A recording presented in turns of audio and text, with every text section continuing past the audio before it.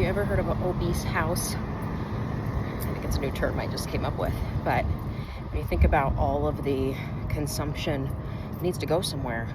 And if you're not letting things out and you're just consuming and absorbing it all, this is for any area of our life, whether it's consumption in the home that you're just buying and bringing in, you're just overloading and cramming and then sorting through. This could also be food. You're just eating, you're bringing in calories, and you're not expending those calories. This could be money. You're just spending the money, and you're not bringing enough in. This could also be spiritually obese. You're studying, and you're learning, and you're absorbing, and you're reading, and you're bringing all that in. It's all consuming. And I feel like we're in a time right now where pausing on the consumption of things and, number one, working with what you already have, and maybe just bringing in a few things. Like you find there's a sale on an item that you've been eyeing for a long time, and now's a good time. You're still monitoring things that you want to purchase, or you're not giving up on your goals and dreams, but you're slowing down and pausing and really reflecting on what are some areas that I need to create in or let go in really getting, like, for example, if you're studying a lot, you need to share the information that you're learning, or you need to put it into use or action in your own life, so it's not just taking in. You have to let it out. So, for example, like kids, they could be taking in so much information. Well, they have to let it out. This is really good to have conversations with them, or get them active, get them growing or learning or creating or starting a business. Kids are brilliant at business ideas. They know what the need is because they're the ones really active in that kind of consuming type world.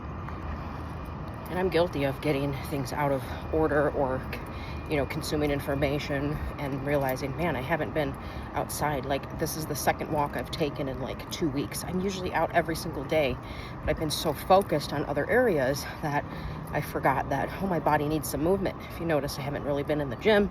I've just been consumed with some other issues and things that we're going through.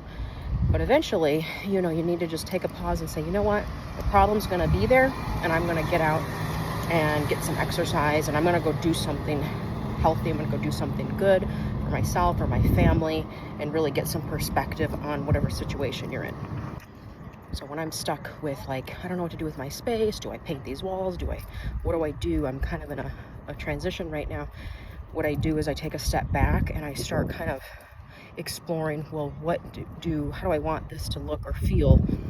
What season in our life are we entering into? What season are we getting out of?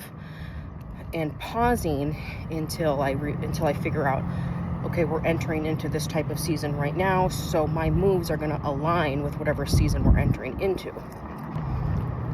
So your actions should be supporting whatever big goal you have. If you have a big goal of wanting to buy a house, well, then your actions should move towards that. If your big goal is getting healthy and losing weight, then your actions need to support that. Like, your little decisions, your little actions every day need to support the big goal. If you have too many big goals, it's going to be too many things competing for your time. Too many big goals at one time is going to make you go like crazy, because one's going to try to steal your attention over the other. So what I like to do is I have one big goal that I'm working on at that time. This is why I split up things in different seasons. So one season might be all about, getting the home in order. One season might be all about health. One season's about family or whatever. So instead of having too many big goals, like, I got to work on all this stuff. I got to fix my house. I got to fix myself. I got to fix my marriage. I got to be a better mom. You're going to overwhelm yourself. So you split it up.